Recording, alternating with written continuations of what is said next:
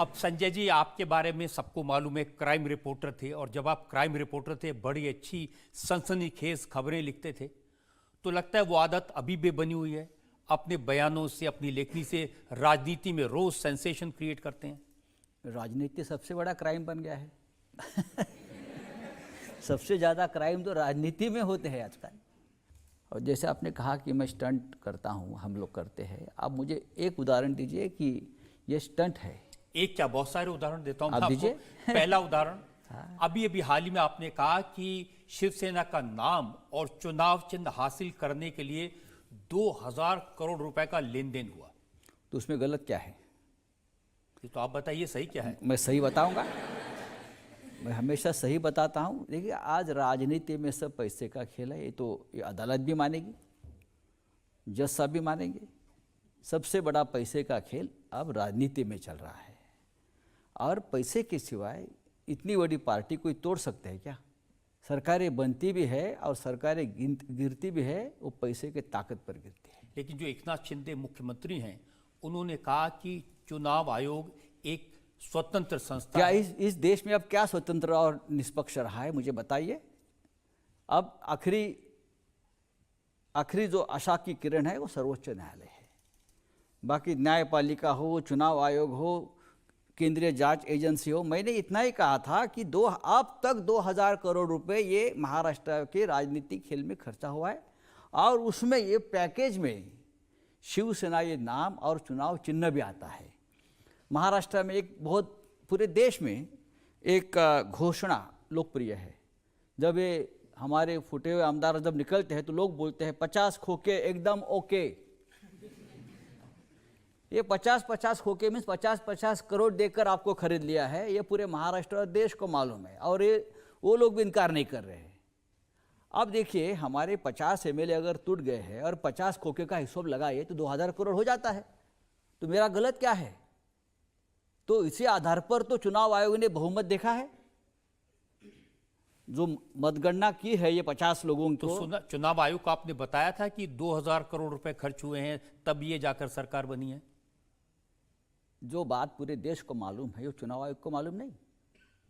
जो बच्चा बच्चा जानता है देश का, तो इतने विद्वान चुनाव आयोग हमारा है, उनको भी पता होना चाहिए। शिंदे साहब तो कह रहे हैं कि 2000 करोड़ तो कहने की बात है।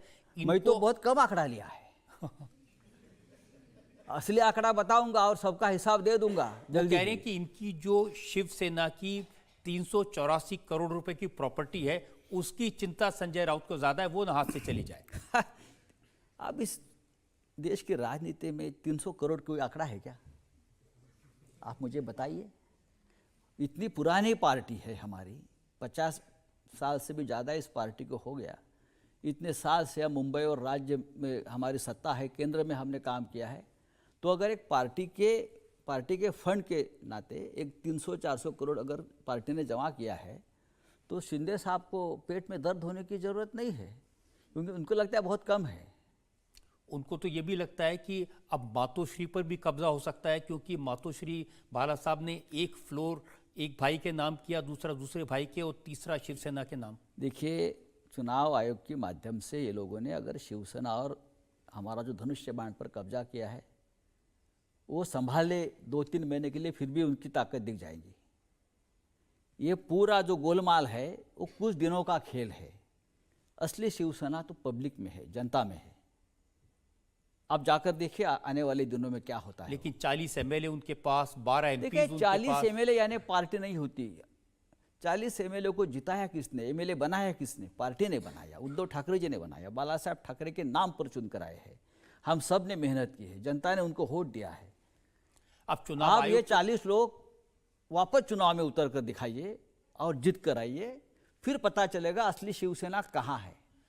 संजय जी, चुनाव आयोग की बात मैंने देखी। चुनाव आयोग ने कहा कि शिवसेना जिस तरह से चल रही थी, अलोकतांत्रिक पार्टी थी, और उद्धव ठाकरे ने अपने मंडली देश में लोकतंत्र बचा है क्या?